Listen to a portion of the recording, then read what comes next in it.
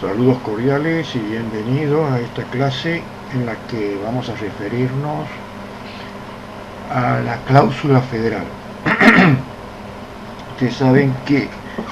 las distintas organizaciones de gobierno que tienen los países que integran el sistema interamericano de derechos humanos, hay dos grandes formas de organización del Estado. La mayoría de los países están organizados de un modo de estados unitarios, es decir, hay un gobierno central y que es, en cierto modo, el que va a regir todas las políticas y todas las instituciones dentro de ese país. Ese gobierno central, por lo general, es el que determina también, centraliza, por lo general en las capitales de la nación, las funciones de gobierno, y desde allí se maneja hacia todo el interior de un país, en forma resumida. Los sistemas federales, por el contrario, son de aquellos organizaciones constitucionales en las cuales los estados dentro del estado a crearse, o provincias como se le llama en otros países de Latinoamérica, o cantones o regiones, son preexistentes al acto constituyente que crea el Estado Nacional, y al crearlo sus propias potestades o facultades que lo obtenían antes de la creación se reservan muchas de ellas, y otras delegan a ese Estado Nacional. Por lo tanto, se establecen dos tipos de competencia: una competencia propiamente federal, que hace el gobierno nacional, y otra que conservan las provincias o estados con sus propias instituciones, y donde incluso tienen sus propias constitución política del Estado, pero siempre en orden a esa constitución política nacional que crea el Estado. Son los estados federales, y que en América podemos decir que hay 4 estados bien con notas bien caracterizadas de estado federal, como lo es la República Argentina, los Estados Unidos mexicanos, y también la República Federativa del Brasil. Los Estados Unidos también, si bien integran OEA, no integran, digamos, en su plenitud el sistema interamericano, porque no acepta la competencia de la Corte Interamericana y no ha ratificado ni ha suscrito la Convención Americana sobre Derechos Humanos, ¿no? Y como Canadá también, que tiene una conformación de tipo federal. Pero, ¿cuál es el problema de que un Estado sea federal y que un Estado sea unitario ante la comunidad internacional? La diferencia es notable, porque mientras que hay compromisos de un Estado respecto a un tratado de derechos humanos, o a una organización multilateral como OEA o Naciones Unidas, no existen mayores inconvenientes cuando está concentrado el poder en una conformación unitaria que hablábamos anteriormente. Por lo tanto, ese país asume el compromiso y no hay mayores inconvenientes, ¿no? Cualquier responsabilidad la asume sin ningún tipo de complejidades internas que podrían producirse. Pero en los estados federales, muchas veces, el reconocimiento de esa autonomía de cada uno de los estados respecto al órgano federal o al gobierno federal, y que se puedan dictar sus propias instituciones, sus propias normas, e incluso que se han reservado para sí en el acto constituyente, eso genera de que un Estado pueda decir que no tiene injerencia sobre determinados asuntos de sus autonomías internas y que por lo tanto no puede hacer cumplir el compromiso que ese Estado se ha regido. Por eso el Pacto de San José de Costa Rica ha contemplado estas situaciones y ha establecido el artículo 28 de la Convención Americana, que en 3 incisos regula la relación de compromiso que asumen los estados cuando tienen esta conformación federal. Así su inciso 1, de modo textual, establece que cuando se trata de un estado parte constituido como estado federal, el gobierno nacional de dicho estado parte va a cumplir todas las disposiciones de la presente convención relacionadas por las materias sobre las que ejerce jurisdicción legislativa y judicial. Es decir, no hay problema respecto al orden federal de ese Estado, porque ese Estado es el que se ha comprometido, y todo lo que son sus conformaciones de jurisdicción federal, ya sea legislativa, judicial y ejecutiva, como sería en el caso de Argentina, la Presidencia de la Nación en el Ejecutivo, el Congreso de la Nación en el Legislativo y la Justicia Federal, cuya cabeza está la Corte Suprema de Justicia de la Nación Argentina, es su poder judicial, se van a tener que cumplir todas las disposiciones y obligaciones que ha asumido el país al suscribir, adherir y ratificar el Pacto de San José. Pero el inciso 2 también habla de esa relación que hay entre las autonomías federales de los estados y provincias con ese gobierno central federal, y habla que respecto a las disposiciones relativas a materias que corresponden a la jurisdicción de las entidades componentes de la federación, que deben ser los estados y provincias, el gobierno nacional debe tomar de inmediato las medidas pertinentes conforme a su constitución y sus leyes, a fin de que las autoridades competentes de dichas entidades puedan adoptar las disposiciones del caso para el cumplimiento de la convención. ¿Esto qué está queriendo decir? Que pese a esa autonomía interna de las federaciones, ese gobierno federal debe adecuar toda su legislación de modo tal que pese a ese poder propio que tienen las provincias y estados dentro de esa comunidad federal, también deban cumplir sus compromisos bajo el riesgo de comprometer por su acto la responsabilidad internacional de todo ese Estado, más allá de la comunidad autónoma específica, donde con sus leyes o con sus acciones o sus poderes judiciales, sus poderes legislantes, porque cada provincia también tiene un poder ejecutivo que está a cargo de un gobernador, un poder legislativo en forma de legislatura, que según su propia constitución aquí en Argentina son unicamerales o bicamerales, y también toda la organización de justicia ordinaria, que tiene sus distintas jerarquías recursivas, como juzgados de primera instancia, cámaras de apelaciones en distintas materias penales, civiles, laborales, y superiores o cortes de justicia provinciales, cuyas decisiones únicamente pueden ser revisadas por un proceso extraordinario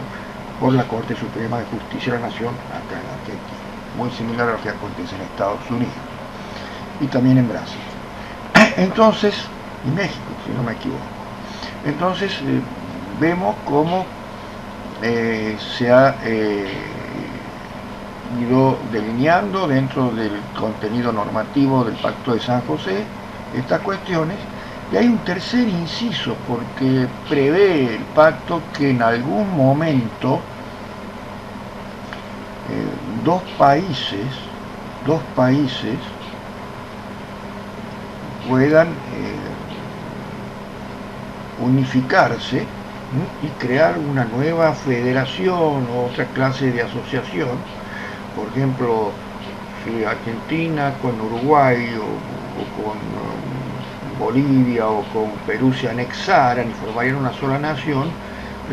para ese caso de que posterior, cuando los dos países ya han ratificado o alguno de ellos haya ratificado el Pacto de San José, cómo jugaría las obligaciones contraídas a partir de ese momento, ¿no? Y dice el inciso 3 que cuando,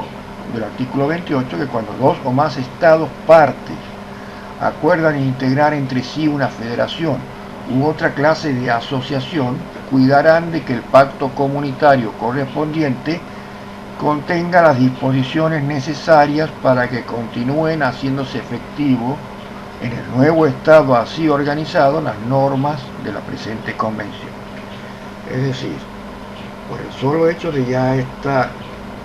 comprometidos con el Pacto de San José, los estados, en el instrumento de constitución del nuevo Estado, tendrán que establecer todas las acciones necesarias para que establezca que el nuevo Estado creado entre estos sigan respetando y haciendo efectivas los compromisos que como estados individuales anteriormente lo habían contraído, ¿no? Pero vamos a ver cómo se ha desarrollado esto dentro de algunos casos, muy pocos, en los cuales se han planteado estas cuestiones vinculadas a los estados federales, aquí en el sistema interamericano. También ha pasado allá en el sistema europeo, porque hay países como Alemania, que son países federales, y se han previsto este tipo de cláusulas en el sistema internacional de derechos humanos. Pero nos vamos a ceñir más particularmente a lo que acontece en el sistema interamericano, ¿no? Y como decíamos anteriormente, y hablamos ya del párrafo 1 y 2, tiene una apariencia de obligación, ¿no?, respecto al cumplimiento de la Convención de los Estados de Estructura Federal, ¿no?, en donde deben cumplir la Convención y conforme al segundo párrafo, ese mismo poder federal que queda ya comprometido desde la firma misma del tratado debe tomar todas las medidas necesarias para que los estados autónomos que lo componen, sean provincias como en el caso argentino o estados como en Estados Unidos, tomen a su vez las medidas que hagan, o Brasil, el estado también, todas las medidas que hagan efectivo el cumplimiento de la convención dentro de su propio ámbito de competencia. Por eso el segundo párrafo, más allá de su formulación en términos de una obligación de medios del Estado federal, trata de que evite que esa conformación pueda ser motivo de una causa de excepción al cumplimiento del tratado, excusándose en que el gobierno federal no tiene competencias en determinadas facetas de las autonomías provinciales o estaduales, puesto que estas dictan sus propias leyes o tienen sus propios órganos de justicia. Entonces, lo que busca es que se garantice y se asuma la responsabilidad del Estado federal de articular que también esos estados autónomos acompañen su política de compromiso adquirido al firmar el pacto bajo responsabilidad de que para la comunidad internacional, en este caso la comunidad interamericana, no será atendible excusas vinculadas a esa división de facultades y potestades que tienen las comunidades autónomas de un Estado federal con el gobierno federal o el gobierno nacional, digamos, el poder nacional, que es el que por lo general tiene la potestad de manejar las relaciones internacionales de ese Estado, ¿no? Pero también aquí hay que tener en cuenta una cosa, que muchas veces sería fácil entonces para un Estado federal burlar de ese modo lo que son las competencias, ¿no es cierto?, o obligaciones contraídas, aduciendo su organización política. Y todas estas, además, hay que tener en cuenta que el pacto, en cierto modo, tiene una lógica que reconoce a los habitantes de los estados partes sin considerar reconocer los derechos, obviamente, sin considerar si es federal o no es federal, ni las facultades de regulación interna que tienen estos estados, garantizando que los derechos se encuentran en manos del gobierno nacional o gobierno federal de ese estado que lo compone, ¿no? Y esto lleva hipotéticamente a un dilema, a una paradoja sobre la violación de las normas, dado que un tratado que genera la responsabilidad internacional comprometida ante un incumplimiento del Estado nacional, por otra parte, puede haber violaciones a los derechos humanos que las autoridades federales no puedan evitar o hacer cesar porque encuentren las trabas internas de la distribución de poder entre estados locales, autonomías locales y el Estado federal. Por ejemplo, en la Argentina, esa problemática puede sortearse desde el propio derecho interno, ¿no? Porque al incorporar los tratados internacionales y darle jerarquía constitucional y estar en el texto de la Constitución, en su artículo 75, inciso 22, ellos haciendo una hermenéutica sistémica con el artículo 5 que dice que la nación argentina va a garantizar la autonomía provincial en la medida que sus constituciones y sus acciones se ordenen a los lineamientos de la Constitución nacional. Entonces, desde esa perspectiva, al ser los tratados internacionales y el Pacto de San José parte de la Constitución argentina, entonces hay una obligación ya que emana de la propia Constitución política interna de Argentina, de que los estados, todos los estados internos, sus comunidades internas, provincias, deban también respetar sus organizaciones institucionales los estándares mínimos del sistema interamericano, ¿no? Por eso hay una lógica de concatenación de ordenamiento jurídico, ¿no?, que obliga a las provincias, aunque sean federales, a cumplir el pacto de compromiso que ha establecido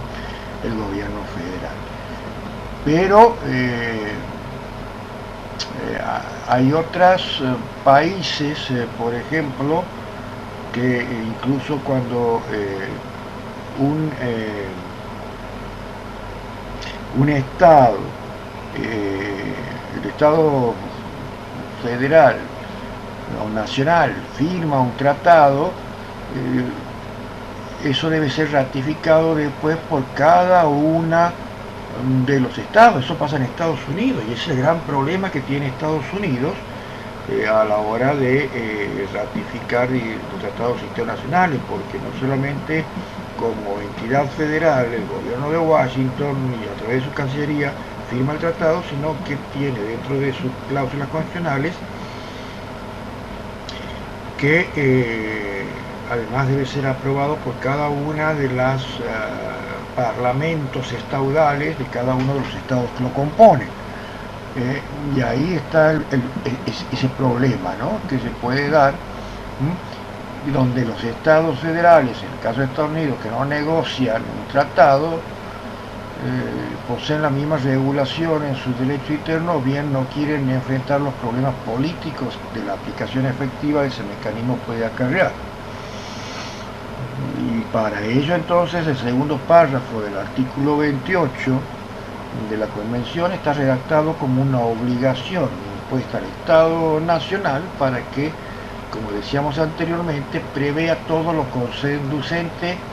a que sus estados, sus autonomías internas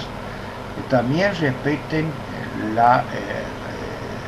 obligaciones contraídas, ¿no? Porque esta cláusula está destinada a operar como una excepción de incumplimiento para el Estado parte que la alegue, al menos por un tiempo desde la ratificación o adhesión, como diciéndole, ustedes adecúen todos sus ordenamientos internos para que sus estados autónomos o provincias autónomas no se rebelen al cumplimiento del pacto. Pero eso no quiere decir que siempre va a dar esa pauta de progresividad, porque ya ha transcurrido plazos razonables, bueno, el Estado ya tendrá que haber conformado esos mecanismos, porque si no, igual incurre en responsabilidad internacional. Y esto un poco está inspirado también en las directivas que da el Tratado de Viena o la Convención de Viena sobre el Derecho a los Tratados de Naciones Unidas, que establece reglas generales también al respecto en sus artículos 29 y 27, cuando dice que ninguna problemática del derecho interno de un Estado parte se puede alegar como justificativo para incumplir una convención, ¿no? Pues en estos casos la violación se produce en un ámbito de competencia exclusiva, aunque se haya producido de competencia exclusiva de un Estado local dentro de un ente federal, ¿no? Y el límite a esta excepción está dado por lo que podría llamarse las medidas pertinentes conforme a la Constitución y a sus leyes, porque eso es lo que debe, en cierto modo, un Estado que quiere formar parte de esa comunidad del tratado, adecuar en un plazo razonable para que pueda cumplir con el tratado, si no estaría incumpliendo con esos postulados. Puesto que esas medidas deben tomarse de inmediato, no quiere decir que eso va a proyectarse en el tiempo o se va a prolongar en el tiempo, sino que opera como una exigibilidad urgente desde el ingreso de un Estado a la Convención, porque esa posibilidad de alegar esa excepción de que todavía no ha pasado un tiempo prudencial y adecuación para obligar también a sus comunidades internas, digamos que caduca,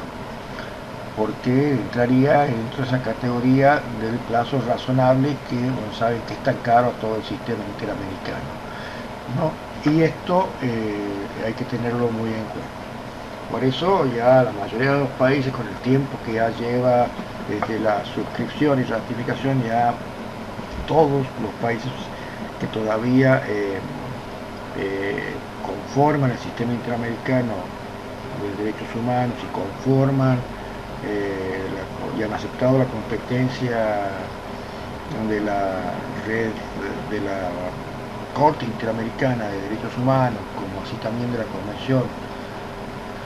del Pacto de San José de Costa Rica ya tienen que estar adecuados, porque por más que no podrán después decir, miren, no lo he podido cumplir porque soy un país federal y las provincias o los estados autónomos tienen sus propios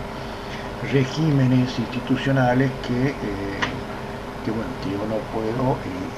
inmiscuirme en esas cuestiones por una cuestión de competencia. Y esto se ha dado también en un caso, que son las pocas veces en que se ha expedido respecto al alcance de estas cláusulas la Corte Interamericana, en un caso contra Argentina justamente, que fue el caso Garrido y Baigorria versus Argentina. En el año 1998 fue la sentencia en el mes de agosto, donde la comisión le solicitó expresamente a la Corte que se expidiera sobre los alcances de este artículo 28, y porque la Argentina había mencionado esa disposición, o había hecho haciendo referencias a la estructura federal en 3 oportunidades, como diciendo, vea, ustedes me piden que informe sobre posibles violaciones que han sido realizadas, por ejemplo, el gobierno o el Poder Judicial de la provincia de Santiago del Estero, vamos a suponer, hipotéticamente. Pero dicen, nosotros somos un país federal, nosotros, el Estado federal, no tenemos intervención en las cuestiones de derecho público provincial por ese régimen de autonomía, por lo tanto no podemos interceder. Pero esto como excusa, que la sola mención de la norma en una oportunidad como justificativo de su falta de responsabilidad internacional no tuvo mucho éxito, porque rápidamente la Corte refirió una particularidad del caso concreto, en el caso de Garrido y Baigorria, donde decía que si la Argentina hacía eso, por un lado, el Estado Nacional como Estado se comprometía a cumplir los estándares del Pacto de San José, y al momento de que había una violación en una de sus provincias autónomas, invocar de que no tiene competencia sobre las autonomías provinciales, estaría cometiendo, dijo la Corte Interamericana, una violación a lo que le llama el principio de Estoppel, que en derecho internacional público el principio de Estoppel es lo que en el ámbito del derecho privado se conoce como la teoría de los actos propios, que yo no puedo asumir un compromiso jurídicamente válido para cuando deba ser cumplido, me revele a cumplirlo aduciendo que no puedo hacerlo cumplir. Eso es la teoría de los actos propios. Los actos propios condicionan, y desde el momento de la aprobación y la ratificación de la convención, dijo la Corte Interamericana, la Argentina se comportó como si dicha competencia en materia de derechos humanos compete al gobierno federal, como si fuera una competencia federal que puede imponerle a todas las autonomías. Y de ese modo, si bien la Argentina no podía haber alegado el artículo 28 como una excepción de incumplimiento, la Corte, a pesar de ello, no explicó cuál era su interpretación integral, aunque más tarde dijo que según una jurisprudencia centenaria del derecho internacional público, y que no ha variado hasta la fecha, un Estado no puede alegar su estructura federal